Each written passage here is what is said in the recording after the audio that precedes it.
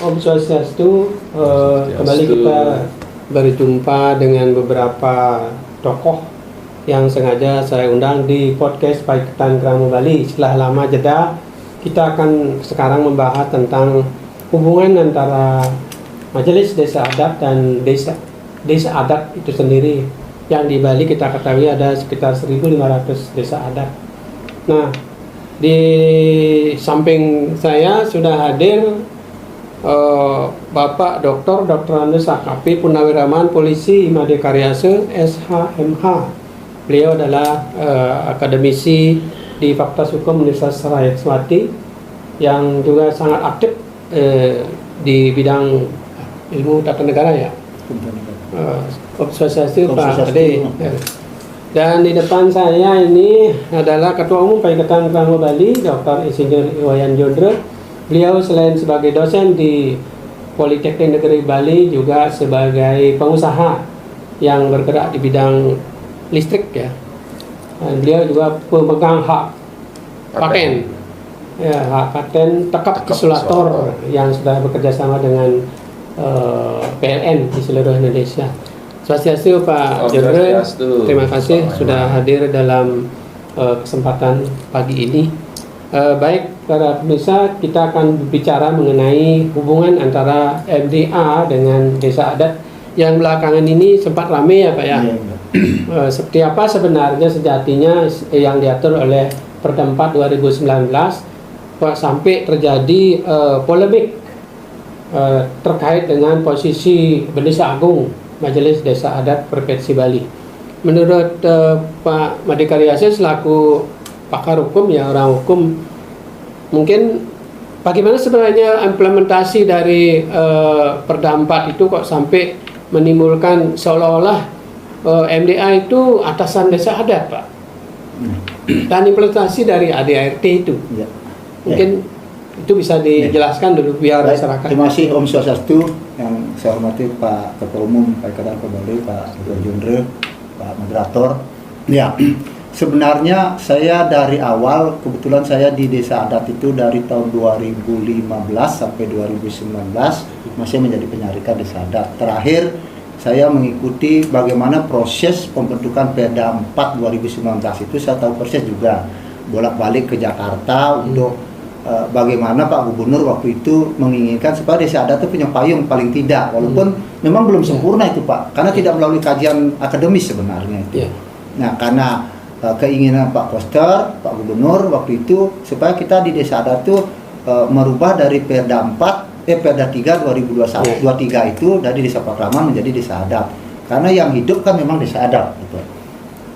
Isinya memang menurut saya sudah memang walaupun sekali lagi belum sempurna sekali waktu itu, tapi memang sudah paling tidak kita sudah punya sebagian untuk memajunya. Nah, di dalam beberapa pasal yang Tiang tahu, kebetulan juga Tiang aktif karena di desa adat gitu. Pada waktu pembentukan itu di pasal 72 itu kan memang Majelis Desa Adat itu dibentuk di provinsi, kabupaten, kota, dan kecamatan. Nah, kemudian di ayat 2-nya itu memang diberikan MDA itu menyusun anggaran dasar dan anggaran rumah tangga. Tapi ketika disusun anggaran rumah tangga, anggaran dasar, anggaran rumah tangga inilah tidak ada sinkronisasi dengan Perda dengan ADART-nya itu, karena di pasal 49 kalau tidak salah ADART itu muncullah kewenangan MDA menerima sebagian kewenangan dari desa adat.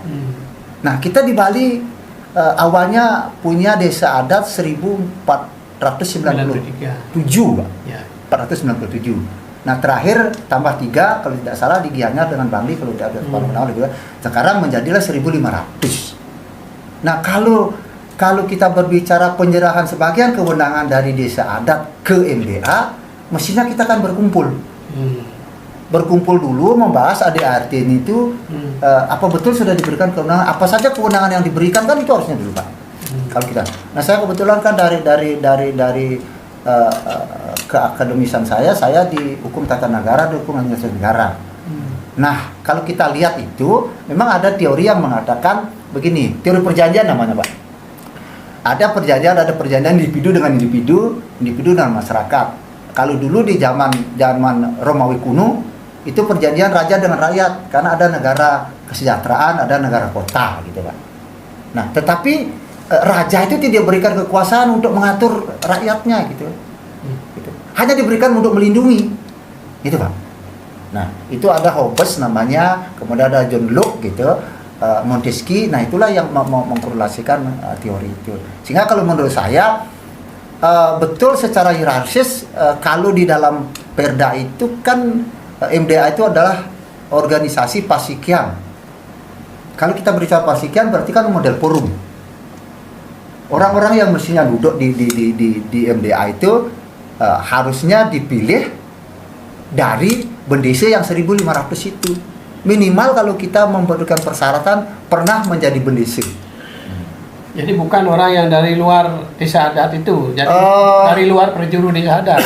Boleh saja menjadi orang mungkin, tapi harus dia pernah menjadi bendese syaratnya. Berarti kan dia sudah sedia tadi kan periode bendese itu 5 tahun. Sekarang yang saya kebetulan kemarin ini saya menyelesaikan karena yang akan tahun 2025 ini bendese yang berakhir. Sekarang Praram itu dirubah lagi atas arahan dari MDA itu boleh dipilih, tidak dibatasi lagi 2 periode sepanjang masyarakat menginginkan. Nah, ini akan ada lagi muncul semacam pelanggaran kekuasaan dan orang-orang yang diinginkan. Kembali dulu ke jati diri MDA itu kan sekarang Pasikian Desa Adat seluruh Bali. Itu artinya kan seperti forum ya. Forum.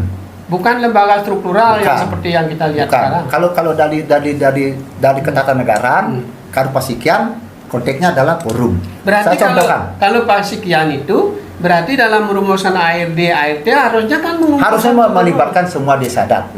Nah, ya. boleh begini, melibatkan desa adat kan desa adat belum tentu semuanya mempunyai kemampuan, mempunyai kapasitas gitu. Tetapi di desa adat itu pasti ada orang tokoh Pak. Bisa saja desa adat itu memutus, tolong dampingi ini karena kita akan membuat aturan untuk di desa adat supaya nanti ketika turun itu di desa adat tidak berlaku Pak. Bertentangan dia. Nah, saya contohkan begini Pak. Kalau kita ambil di pemerintahan dinas perbekal itu Pak, kan ada forum perbekal. Itu orang-orang yang masih menjabat Pak. Orang yang menjabat dan tidak punya kewenangan apapun, hanya untuk mungkin menyampaikan aspirasi gitu Pak. Nah, semacam itulah buat saya. Nah, sekarang saya potong dulu Pak. Itu kan kalau kita lihat hasil Paruman Agung 1 tahun 2020 tentang ADART itu kan dihadiri oleh kurang dari 10%. Itu apakah bisa masuk legitimasinya seperti apa itu? Bagi saya dari perspektif hukum kita coba ikut karena kita ada di dalam negara kesatuan Republik Indonesia dan negara hukum. MPR saja kalau mengadakan sidang di DPR 2/3 plus 1. Nah, kalau kita sekarang di desa adat ini ada 1.500, 2/3 kali 1.500 berapa seharusnya? Pak moderator silakan dihitung itu. Jadi itu yang seharusnya Pak, yang menyetujui memandatkan kewenangan desa adat kepada MDA Pak. Itu kira-kira. Berarti kalau kurang dari 10% berarti legitimasi dari hasil rapat kurang. Ya, berarti itu kumpulan sekelompok lah. Ya. Kemudian dari pasal 49 dan 50 ada anggaran dasar MDA itu seolah-olah kan ada ayat menyebutkan akan menyerahkan sebagian kewenangannya kepada MDA. Nah, itu kan tidak diatur secara spesifik kewenangan apa saja yang diserahkan ke MDA. Itu yang saya baca di ADART-nya belum ada. Jadi hanya berbicara kalau bahasanya kita di hukum itu normatif dia. Jadi kalau mestinya kewenangan apa saja, misalnya begini Pak ya, kewenangan untuk memilih bendesa adat, mengesahkan bendesa adat, mestinya begitu Pak. Jadi di dalam pasal itu harus ada jelas. Kalau kita berbicara secara tatanan hukum, model sistem peraturan perundang-undangan, pasal itu harus jelas. Kalau tidak jelas, dia harus dibuat di pasal penjelasan. Gitu Pak. Nih, sehingga kewenangan yang diberikan kewenangan apa? Tidak nanti membuat aturan berdasarkan dia di sana. Karena diberikan kewenangan, saya kan diberikan kewenangan. Makanya perlu 2/3 dari bendesa adat di seluruh Bali itu untuk menyepakati kewenangan yang diserahkan itu Pak. Ya ini berarti mulai dari sejak lahir nih, kalau kita sebut ini bayi MDA ini sudah cacat ini. Kalau Tiang bilang, kalau Tiang bukan cacat Pak, bahasa Tiang agak prematur, dipaksakan lahir. Nah, gitu, dipaksakan lahirnya karena memang keinginan Pak Gubernur sekali lagi Tiang sampaikan, paling tidak. Nah sekarang kan kita begini, kesempatan baik sebenarnya ini Pak, ketika kita sudah punya Undang-Undang 15 tahun 2003 di pasal 6 itu sudah menyatakan ada yang diakui subak dan desa adat. Di situ juga disampaikan subak dan desa adat diatur dalam Perda. Sekarang kan kita sudah punya Perda. Mari kita revisi sama-sama, perbaiki sama-sama, benahi, kembalikan jati diri desa adat rohnya itu. Bagaimana dulu kita orang tua kita menata desa adat itu, guyub itu di desa adat itu berikan kewenangan penuh ada di desa adat.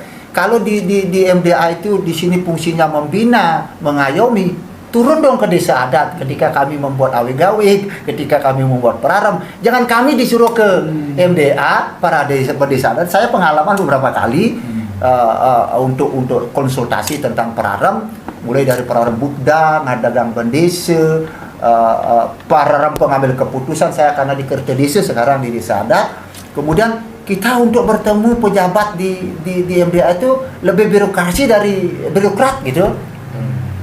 Diatur kita jadwalnya. Bisa sekali. Kalau kita mengikuti Perda ini, dia mengayomi, membina, mestinya beliau yang turun, mendampingi selama, kan begitu Pak Jenderal ya.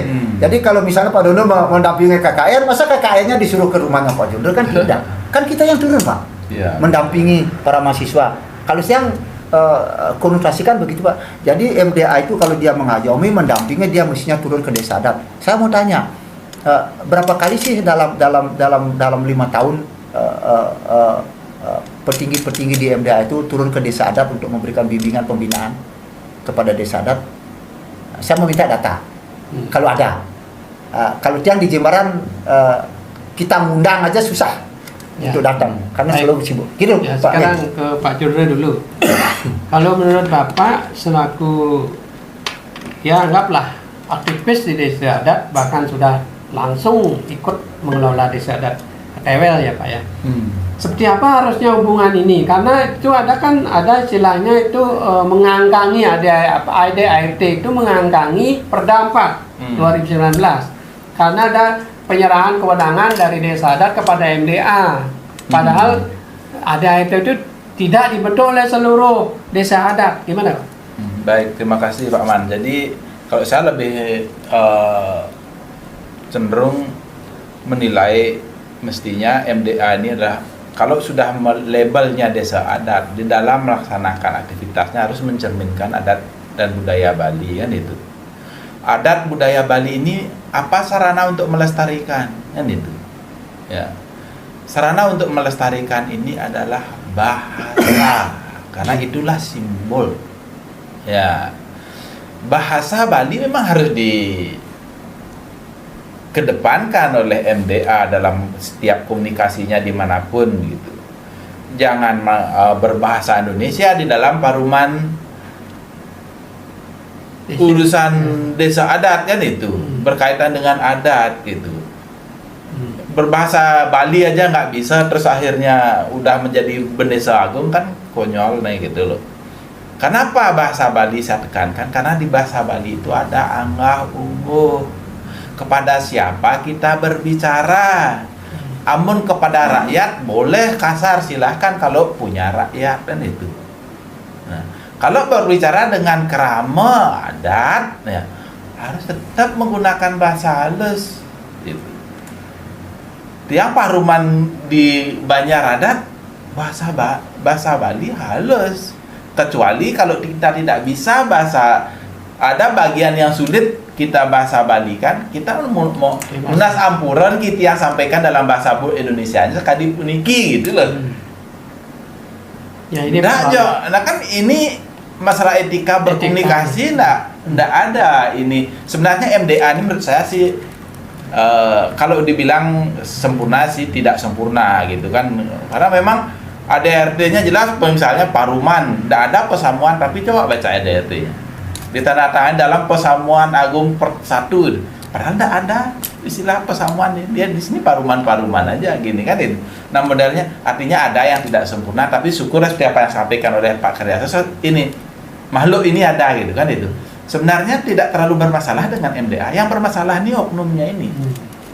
Ya Dewa Murah swasta ini yang bermasalah, yang katanya sudah sudah habis ike gitu ya, setelah itu berurusan di keluarganya. Nah, tapi begitu kita berbicara dengan krama adat, kita harus berbahasa Bali halus gitu. Dan ketika berkomunikasi antar organ, kita sebut jabatannya Jero Benesa Agung, Jero Benesa Gede. Kalau dia di pekraman yang di Ketewel ada Jero Bendesa Gede, ada Jero Bendesa, jadi Bendesa Soroh itu namanya Bendesa, tapi ada yang di atasnya itu Jero Bendesa Gede. Kepada penyarikan, Jero Penyarikan, gitu kita ngomong. Nggak kita ngomong entah dia itu jenderal, entah dia itu raja atau ratu, entah itu dia Progusti, nggak kita nyebut kastanya itu. Tapi kita sebut karena itu dalam jabatan di desa. Komunikasi desa adat gitu kan. Nah artinya dia si Bendesa Gede pun dia ampura niki jero pekraman di tiang gitu.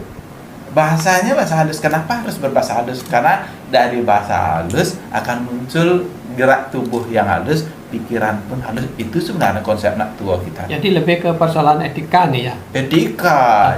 Etikanya ini, etika satu orang ini yang membuat MDA itu jadi sasaran empuk netizen saat ini. Kasihan MDA itu sebenarnya gitu. Sudah lahir cacat. Ya, lahirnya cacat, kemudian dikelola oleh oknum yang saya bilang kurang pas lah gitu kan. Apa mungkin dia nggak pernah menjadi bendesa atau penyarikan gitu di adat ya, saya nggak tahu juga ya. Tapi ini yang sangat disayangkan sekali. MDA ini kita harus jaga. Tapi kalau oknumnya ini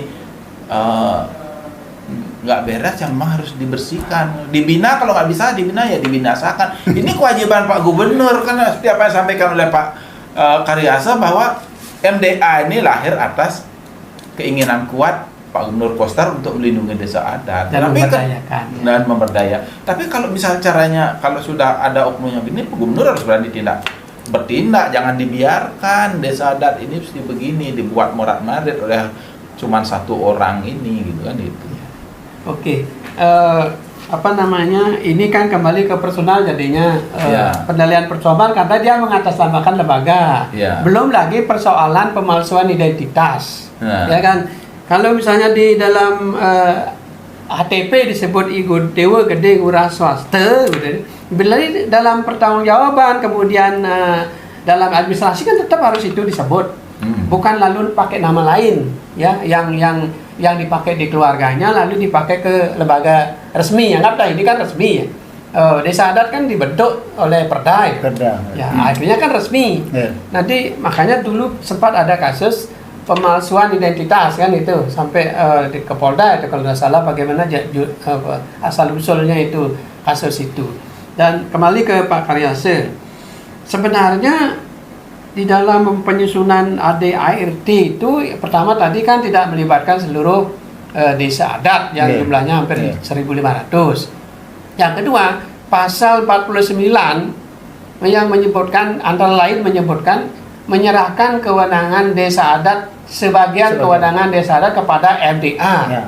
Nah ini apa bisa dibenarkan begitu? Baik, terima kasih Pak. Tadi saya sudah menyampaikan kalau kita mengikuti proses sistem pembentukan peraturan perundang-undangan, kita kan tidak boleh yang di bawah itu melawan yang di atas, gitu bahasanya kasar Pak dia kalau dihukum itu. Jadi harus dia linier. Nah, tidak boleh bertentangan Perda dengan ADART. ADART itu kan yang dibuat oleh organisasi untuk semacam SOP lah itu. Gitu. Nah, ketika menyerahkan sebagian kewenangan itu yang harus dirinci. Kewenangan apa? Kita harus identifikasi kewenangan desa adat itu seperti apa. Yang mana saja akan diserahkan. Tidak semua, tadi saya sudah menyampaikan ada teori perjanjian yang dikemukakan oleh beberapa filosof itu, tidak seluruhnya kewenangannya. Dan itu dirinci seperti tadi saya bilang, raja tidak dilibatkan, dalam membuat perjanjian raja dengan individu itu, raja itu tidak berkenan untuk mengatur dirinya, tapi melindungi dirinya. Nah, di sini kewenangan yang dimaksud saya di sini itu adalah, misalnya ada 10 kewenangan di desa adat. Mungkin masing-masing 1.500 desa adat itu beda-beda, tergantung jumlah penduduknya, keramunya. Kalau misalnya seperti yang di Jimbaran ada 14 banjar, di Bangli ada satu banjar yang ketemu cuman satu banjar, satu desa adat. Mesti berbeda, Pak. Berbeda. Kewenangannya berbeda. Nah, kewenangan yang tadi yang saya sampaikan harus spesifik yang diberikan ke MDA itu. Pertama, pengayoman. Mengayomi, dia mengayomi itu ketika ada masalah dia harus diayomi. Tapi selama ini kan tidak. Diserahkan lagi. Ketika kita bawa ke ini, kemudian kembalikan ke desa adat. Melindungi. Nah, sekarang banyak kasus di desa adat, apakah MDA turun? Belum tentu. Kewenangan yang apa saja yang nah sekarang yang jadi persoalan kan begini, Pak.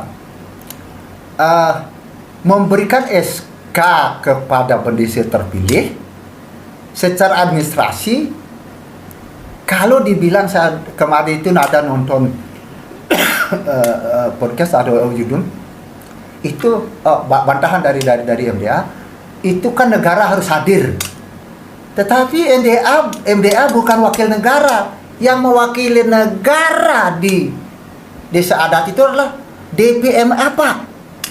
Dinas Pemajuan Masyarakat. Beliau yang hadir, Pak. Karena ini pasikian MDA ini. Bukan negara harus hadir gitu. Memposisikan MDA sebagai wakil negara tidak bisa, Pak. Karena Pak Gubernur sudah membentuk Dinas Pemajuan Masyarakat. Beliaulah yang harus hadir mewakili. Itu, Pak. Secara ketatanegaraan, bukan MDA, ya? Bukan MDA. Nah, kalau beliau mendampingi, mengayomi, bisa saja misalnya bersinergi dengan MDA. Berarti termasuk ada gang desa adat dan sebagainya, itu ada masalah itu kemarin ribut.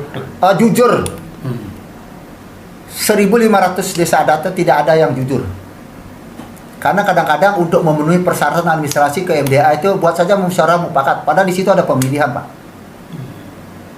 Maka timbul masalah di Bangli kemarin, timbul masalah di Serangan.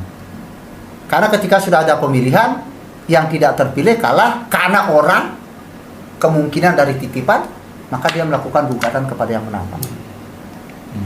Nah, di dalam perkara mengadakan pendesa adat itu, musyawarah mufakat, misalnya kita bertiga ini, Pak Tiang nyalon, Pak Tiang kalau mundur, Pak Man Mertega, Pak, itu namanya musyawarah mufakat. Oh, nanti dia Pak kasih posisi jadi penyarikan, Pak Yodor jadi apa, itu sebenarnya. Tapi ketika sekarang realnya di lapangan nak memilih, Pak, memilih kan menang tuh. Nah, itulah kita dibuat administrasinya seolah-olah berarti. Makanya ketika timbul masalah di seperti di negara dulu, di Serangan itu pasti begitu, karena yang kalah itu merasa tidak puas, Pak. Itu, Pak. Oleh karena itu dia harap artinya MDA itu bagus kalau kita baca dengan baik sebenarnya, tetapi janganlah di kalau tiang punya bahasa istilah dikebiri gitu. Dikebiri untuk kepentingan personal oknum gitu. Jadi saya dulu waktu ketika ikut dari awal itu memang ini di desa adat itu betul memang harus ada payung. Kalau kita lihat di Perda 3 2023 itu yang terakhir itu desa Pekraman itu kan nomenklaturnya kalau di Badung 2021, Pak. Kan ada 2021 2023. Ya. Di Badung itu tidak pernah menggunakan desa Pekraman, Pak. Tetap desa adat. Kabupaten Badung dulu itu. Walaupun ada Perda itu, Pak. Nah, dengan adanya Perda itu, maka seluruhnya nomenklaturnya berbeda. Nah, kalau di Badung dulu yang memberikan SK itu Dinas Kebudayaan, Pak. Desa adatnya. Dinas. Nah, mestinya menurut saya yang lebih tepat memberikan SK itu adalah Kepala Dinas Pemajuan Masyarakat sebagai legitimate negara. Gitu, Pak? Ya, bukan MDA. Bukan MDA. Tapi kalau kita lihat di dalam Perda itu kan dia bukan meng-SK-kan, tapi mencatat itu aja jalanin. Sebenarnya kehadiran negara itu mestinya hanya meregistrasi aja. Oh, di Ketewel bendesanya ini, oh di Serangan bendesanya cuma ini. Meregistrasi. Tapi karena sekarang begini, Pak, sekarang kan harus diregister semua aturan peradaban supaya diakui oleh negara. Ya. Itu yang saya maksud. ketika kita sudah kan sama dengan begini. Sekarang ada undang-undang, ada di lembar negara. Sekarang di bawah di provinsi ada dinas pemajuan masyarakat yang mewakili negara pusat untuk mencatatkan dia, melegitimate itu memberikan register. Tadi berarti kan dinas PMA yang yang asal kalau mau mengeluarkan SK mestinya dinas PMA Pak. Tapi dinas PMA tidak berani. Tidak kalau berani. Ada dari ini, MDA gitu. dari MDA, nenek sebenarnya gitu loh. Dibalik Pak. Iya. Apa namanya? Rekomendasi dari bawah kecamatan, kabupaten, baru nanti keluar ini SK dari MDA. Kalau bagi saya seharusnya kalau sekarang perarem awe-gawe bentuknya itu di register di MDA, semestinya SK berdesa itu harusnya rekomendasinya dari Majelis Alitan, Madya, Agung naik ke Dinas Pembangunan Masyarakat, diregister di sana dia. Ya. Terus MDA SK-nya, MDA hanya memberikan rekomendasi bahwa betul ini prosesnya begini. Betul. Maka negara diwakili oleh Dinas Pemajuan Masyarakat. secara hierarki. Karena kita ini desa Bukan mengukuhkan gitu. bukan, Pak. Nah ini akan. Tapi kalau misalnya MDA diberikan kewenangan untuk menudil, Ya. menghadiri pelantikan gitu, misalnya seperti melantik gubernur itu menurut saya lebih tepat. Iya, Bukan- bukan kalau aja boleh kok dia pada saat pelantikan. Dia bukan dia yang mengukuhkan. Ya. Karena Kan kan kita gitu. Kalau mengukuhkan artinya kan seolah-olah dia atasannya. kan Di- ya, Nah ini hierarkinya begitu. Istilahnya Pak. kan begitu. Kan begini. Jadi kalau kita mengikuti hierarki gitu, supaya menjadi atasan dan bawahan, sekarang di PMA dibentuk oleh Pak Gubernur kan untuk membina desa adat itu. Karena mungkin beliau tahu di kabupaten kota eselon yang membina desa adat, sedangkan desa adatnya ada bergelar doktor gitu misalnya, yang membina golongan 2B gitu. Itu dulu kayaknya saya dengar pemikiran Pak Gubernur, sangat di provinsi dibentuklah Dinas Pemajuan Masyarakat Adat untuk ini. Maka kalau kita kaitkan dengan pasal 18B itu, ya memang di situ sebenarnya kehadiran negara, Pak. Bukan di kehadiran MDA mewakili negara. Coba kita cari, kecuali nanti saya berbeda lagi begini. Ini kan kita sedang merancang, atau bukan kita, ini kan sedang dirancang RUU Masyarakat Hukum Adat. Nah kalau itu nanti baru kita buat lagi sinkronisasi yang lebih. Karena ini masih tarik ulur juga Pak, RUU MAH ini. Ya. Nah di situ saya lihat di rancangannya itu perlindungan masyarakat hukum adat termasuk kejahatan dan sebagainya akan lebih jelas itu Pak. Yeah. Sebenarnya kalau kita lihat baca aspirasi dari masyarakat itu bahkan ada yang lebih keras lagi ingin bubarkan saja sudah bersing ada gunanya gitu kan gitu. Karena ada atau tidak ada itu desa ada tetap jalankan gitu. Cuman ini lebih kepada perilaku oknum. Bahwa ini seperti super body. Kalau tidak dicahkan atau dikukuhkan tidak sah kan gitu. Kan ini kembali ke perilaku oknumnya kan gitu. Kalau dibubarkan bertayang janganlah dulu karena ini memang kita butuhkan, tetapi yang tidak baik jangan dipaksakan, yang kurang harus kita perbaiki sesuai dengan tatanan gitu, Pak. Karena ini juga dibentuk berdasarkan aturan kan perdanya itu. Kalau bagi saya, sekarang mari kita perbaiki personelnya, memposisikan personel dengan tupoksinya, tugas pokok dan fungsinya. Dan jangan mengambil kewenangan yang bukan kewenangannya kayak gitu pekerjaannya ya. Ya betul. Kita kan di Bali ini sebenarnya kalau saya sangat bersyukur di Bali ini ada lembaga yang memang menguatkan kita di desa. Jangan kita hanya berbicara aja ke Bali, tapi ketika kita di desa adat masih ribut saja untuk mengajarkan Bali gitu. Kan tidak tepat Pak ya. Tidak tepat. Siapa sebenarnya yang mengajarkan? Nah kita ini yang diberikan kepercayaan, yang menjadi tokoh di desa adat, yang di MDA, Madya, Alit, Agung, itu yang harus kita perhatikan. Pak Jodoh tadi katakan, bagaimana kita berbahasa, kalau yang tidak salah-salah itu dengan kursi, genah untuk linggih, dijai raga ngomong ngajak nak keliha, dijai raga ngomong ngajak anak mencerikan, kemudian mempunyai kedudukan jabatan itu nak lingsir kita itu sudah mengatur semua. Dia ngajak Pak Man gitu misalnya, dia hiling loh Pak Man ini di keluarganya ini dari api tidak, dari Mangku pasti dia manggil jero Mangku. Walaupun dia sudah kenal baik dengan Pak Man jadi nak ada di jero Mangku, Pak Jono manggil kalau di kampus dia Pak Jodoh jadi direktur gitu. Oh, saya panggil Pak Direktur. Tapi bahasa saya tidak mungkin saya ngomong kasar dengan beliau kan begitu. Etika ini tadi yang disampaikan penting sekali itu Pak. Ya. Komunikasi itu kita mendudukkan karena posisi jabatan itu akan menentukan image kita ketika kita melakukan gerak tubuh Pak. Ya, oke. Pak Jodre, ini kan lagi-lagi persoalan tingkah laku ya, etika, kemudian tata titi angka ungguh dari oknum-oknum yang akhirnya merusak citra MDA kan di lembaga itu. Dan ada yang mengusulkan bahwa ini ajukan aja Parlemen Agung Istimewa ya untuk merombak ADART supaya tidak dikepiri atau dikangkangi, mengangkangi terdampak. Gimana menurut Pak Yundre? Ya, Selain personal perombak personalianya. Kalau misalnya berkaitan dengan tata organisasinya, tentu kan kita serahkan kepada MDA yang dia punya aturan di sini kan itu. Kita harapkan desa adat kan itu, yang memang Yang terpilih. betul-betul bergerak untuk menata kembali organisasinya dia kan. Desa adat yang buat ini organisasi ini. Kalau dilihat gininya, ini kan didirikan tahun 2019. Ini ADART-nya baru lahir tahun 2020. Jadi pada sepertinya 2019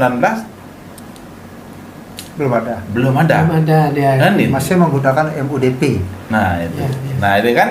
Jadi ini yang artinya dalam permasalahan ini kita kembalikan pada mekanisme. Yang jelas masyarakat ini resah kan itu dengan kondisi kan itu. Kemudian apalagi dalam proses pengukuhan MDA ini kan dilakukan oleh gubernur nih pada waktu jabatannya dia kedua ini kan oleh PJ Gub itu yang melaksanakan pengukuhannya. Nah, tentu kalau terjadi permasalahan begini gubernur lah yang paling bertanggung jawab. Urus nih oknum Bendesa Agung MDA ini gitu ya, supaya tidak bikin keruh masyarakat, biar masyarakat tuh bisa fokus ngurus kegiatan adat dan budaya kan gitu, fokus dia bekerja gitu, jangan justru memperkeruh suasana yang terjadi di desa ini gitu. Jadi inilah yang penguasa dalam hal ini Pak Gubernur yang punya kewenangan yang luar biasa untuk memperingati yang bersangkutan kan itu. Tapi nampaknya gubernur diam saja. Apakah perilakunya dia ini diilhami oleh Pak Gubernur, itu yang tentu menjadi pertanyaan bagi saya. Kenapa gubernur diam ketika oknum Bendesa Agung ini komunikasinya tidak mencerminkan adat dan budaya Bali kan itu. Kemudian perilakunya itu seperti atasan desa adat itu. Mestinya gubernur harus memperingat, karena gubernur yang melantik. Katanya segera akan MDA itu akan segera dipanggil oleh DPRD Bali. Nah itu kan evaluasi. Tentu DPR juga sebagai mempunyai fungsi kontrol, saya kira ini memang penting sekali. Jadi memang DPR juga harus melakukan kontrol terhadap MDA ini, karena dia lahir dari perda ya. Dia lahir dari perda gitu, jangan dibiarkan gitu. Saya kira ini sensitivitas DPR sudah cukup bagus, tapi saya mau lihat juga apakah betul kan itu, karena juga kan ada kepentingan. Kalau misalnya DPR terlalu ekstrem itu mendobrak keinginan gubernur, itu saya kan nggak tahu perilakunya ini apakah direstui oleh gubernur. Kalau misalnya gubernur merestui, DPR kencang, nanti bansosnya nggak dicairkan. Gimana emang Bani? Gitu kan. Politik lagi. Nah ya itu jadi politik anggaran kan itu. Jadi ini yang perlu kita waspadai. Tapi saya apresiasi DPR sudah menerima teman-teman paguyuban adat Bali itu yang mau. Sebenarnya masyarakat melalui beberapa oknum desa itu juga melakukan perlawanan tanda kutip, itu adalah cermin daripada ketidakpuasan terhadap perilaku oknum MDA gitu. Kalau perlawanan desa adat itu kan sangat sporadis, beberapa kali juga mendemo, termasuk kasus serangan. Saya kan juga mendampingi teman-teman bendesa adat Serangan ketika kisruh itu terjadi kan itu. Syukurlah akhirnya pengukuhannya berjalan dengan baik di desa adat itu kan itu. Jadi mestinya harus kita kembalikan seperti apa yang disampaikan oleh Pak Nyoman Parte itu, aneh lantik bendesa adat itu adalah ide Betara gitu, bukan MDA kan itu, bukan MDA, ide Betara. Nah karena kalau menjadi bendesa adat itu urusannya skala niskala kan gitu. Yang ditata itu parahyangan, pawongan, palemahan gitu. Kalau di Bali kan ada parisade, harusnya urusan parayangan tuh parisade lah yang melakukan. Iya. MDA itu istilahnya nodia lah. Iya, kalau jadi urusan. memang. Tapi kalau sampai nyepi diurus, semuanya diurus gimana tuh Pak? Itu kan wilayah parisade sebenarnya itu. Ya jadi memang kalau urusan itu di Bali ini memang agak unik. Sulit sekali kita misahkan mana adat dan agama. Jadi karena kesuksesan agama Hindu itu hanya di Bali karena sudah dia menjadi budaya. Gitu. Jadi sehingga sulit sekali orang memisahkan, sehingga orang memanfaatkan pun jadinya bisa, sehingga proses kristenisasi bungkusnya masih pakai adat. Kan itu, ya pakaian adat kan itu. Jadi ya gimana gitu. Karena saking kentalnya antara adat dengan agama akhirnya sulit dipisahkan. Karena sulit dipisahkan, makanya organ-organnya harus jadi satu gitu loh. Jangan mau menguasai semuanya, itu yang keliru. Harusnya bersinergi Dalam pemerintahan, artinya gubernur harus menjadi peduli Sebagai kan, representasi negara. ya sebagai representasi negara kan itu. DPR harus mengontrol kan itu. Kemudian ada dari representasi masyarakat dari adatnya ya bendesa adat melalui organisasi MDA kan itu. Kalau Pasikian Desa Adat itu kan ini juga masih nggak jelas apa ini maksud dengan Pasikian Desa Adat. Yang saya pernah tahu Pasikian misalnya kalau pemangku, pengacara gitu, misalnya asosiasi pengacara, orang yang berprofesi menjadi pengacara, orangnya yang berorganisasi di situ. Kalau di MDA-nya siapa, desa adatnya yang siapa? Itulah yang menjadi interpretasi Pasikian. Pasikian desa adat, sedangkan personalnya di sini bukan orang adat gitu maksudnya. Itu. Kalau misalnya Pasikian bendesa adat ya lain lagi kan itu personalnya kan itu. Nah, ini kan agak berarti perdanya juga harus ini tuh. Ya, tadi apa disampaikan oleh Pak Aryasa kan ini bukan. Mumpung kita sudah punya Undang-Undang 15/2023 tentang Provinsi Bali, di situ juga mewajibkan mengatur lagi seperti misalnya subak dan desa adat diatur oleh Perda. Nah, momen inilah kita revisi Perda sampai ke bawah ke tingkat desa itu, gitu. Termasuk ADART, gitu Pak. Sehingga, nah sekarang di mana peran DPR? Ketika tidak didatangi, dia tidak akan bergeming, gitu kan, begitu Pak. Maka kemarin teman-teman itu yang datang itu, saya sangat apresiasi itu akan memanggil. Mestinya kalau bagi saya tidak sampai ada orang yang datang begitu riuh hiruk pikuk. Ini saya dulu yang memproduk, saya panggil gitu. Harusnya. Walaupun Pak Man Suparto itu sekarang kan kemarin saya dengar saya kan bukan di DPR Bali. Gitu. Mestinya kan DPR Bali karena dulu dia pernah sosialisasi waktu pembentukan Perda itu ke Gimaran Pak Man Parto itu. Makanya dia bilang, saya kan yang memproduksi betul waktu dia jadi DPR di Bali. Sekarang dia di Jakarta kan tidak mungkin mengambil kewenangan di Bali. Ya, harusnya DPR Bali lah sekarang. Main ke rumah rakyatnya dini urusan dia di media sosial gitu maksudnya Pak. Betul. Main dini kumpulan ibaratnya. Kasar sandalnya ada. Main berkumpul dini MDA termasuk parisade mungkin nanti bisa memberikan masukan. Disitulah kita bagi lagi kewenangan kita. Ya ini kewenangan kini bang urusan MDA, ya ini kewenangan kini bang urusan parisade. Jangan semua diambil oleh MDA. Jangan yang bukan menjadi kewenangan karena merasa berkuasa ambil gitu maksudnya. Itu saran dia Pak. Itu semua. Iya, jadi itulah jadi agak unik itu prinsipnya bahwa MDA ini dibutuhkan. Sangat dibutuhkan. Tapi bukan oknum ini kan itu. Ya kan itu. Jadi, lembaganya dibutuhkan. Ya, jadi lembaga ini memang dibutuhkan gitu. Jadi dan berkaitan dengan tata titi yang tadi itu ya kalau seperti yang saya bilang tadi bahwa dalam melestarikan adat budaya Bali itu pasti bahasa kuncinya. Bahasa kunci. Kalau pendampingan perarang itu coba lihat draft panduan praremnya dari MDA semua bahasa Indonesia. Ya. Itu kalau saya kebetulan saya ada tim perancang prarem di desa Adat Ketewel gitu. Ya, saya salah satu wakil ketua lagi di situ ya. Sama pada itu kan. Kalau yang memang inisiatif kita sendiri itu semua bahasa Bali prarem saya. Di bawah Prarem MDA, aku- di bawah kemarin bisa tidak jadi Pak. Nah, itu. Dirubah Pak. Ya. Di bawah ke MDA dirubah. dirubah. Yang Karena pokoknya- memang juga yang ada panduan praremnya di MDA Memang juga ada. tidak semua yang kita butuhkan Ya. ada di situ. Jadi misalnya prarem tentang pemangku, saya merancang sendiri kami di tim kami Ya. gitu. Karena Karena bahasanya bahasa Bali. berbeda dia anunya. Ya, prarem tentang atiwo-tiwo gitu misalnya. Mungkin maksudnya baik dia untuk Ya, maksudnya baik tuh. biar seragam gitu. Iya. Tapi dipaksakan Kalau kan yang nggak bisa. didampingi oleh MDA itu kan Bupda, Ya. LPD, Kesukurtan masyarakat Kesukurtan Desa Adat, pengelolaan sampah, Ada kan berdesa. ada berdesa itu semua bahasa Indonesia. Iya. Semua bahasa Indonesia. Apa nggak ada yang bisa bahasa Bali di MDA? Saya itu saya nggak ngerti juga. Padahal setiap hari Kamis disuruh berbahasa Bali. Nah, ini mestinya inilah harus mulai MDA harus berubah diri. Bahasa Bali tegakkan. Gitu. Karena dia- Dalam berkomunikasi bahasa Bali, kengkian aja pedih. Bahasa Bali yang orang pasti halus pesennya. Baik pesunya gitu loh.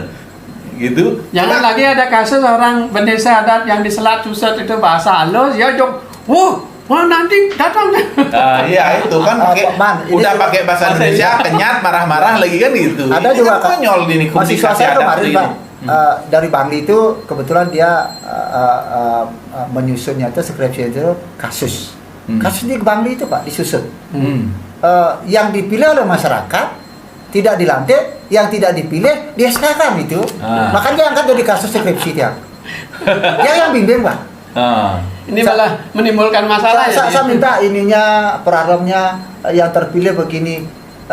Tiba-tiba muncul SK orang yang tidak mencalonkan diri dan tidak terpilih Dapat SK. dapat SK dan dijadikan berdesa. Oleh MDA. Media MDA. Baik bapak-bapak. Ya. Kisruhnya berarti di MDA. Di situ. Baik bapak-bapak. Waduh. Ya itulah perbincangan ringan kita terkait dengan MDA, kemudian hubungannya dengan desa adat yang belakangan ini panas gitu ya. Dan ada masukan dari diskusi ini sebaiknya ada perombakan personalia di MDA supaya jangan sampai kisruh terus. Kemudian ada peninjauan kembali Perda dan juga ADART. Dan gubernur paling bertanggung jawab terhadap perkisruhan ini kan itu. Ya harusnya memang harus pemerintah harus sebagai regulator, kemudian inisiator terbentuknya Perda 4 2019 tentang desa adat kan itu harusnya bertanggung jawab dan segera melakukan revisi apa istilahnya nggih, sehingga polemik ini tidak terus-menerus menguras energi kita. Belum lagi masalah sampah, belum kemacetan macam-macam. Ya itulah yang harus dilakukan oleh pemerintah ya, dan kita semua tentunya ya. Baik pemirsa, itu perbincangan kita pagi ini. Mudah-mudahan bisa mencerahkan dan memberikan tambahan pengetahuan bagi kita semua. Terima kasih. Mari kita tutup dengan Pak Santi. Om Santi, Santi, Santi. Santi. Sukses semua.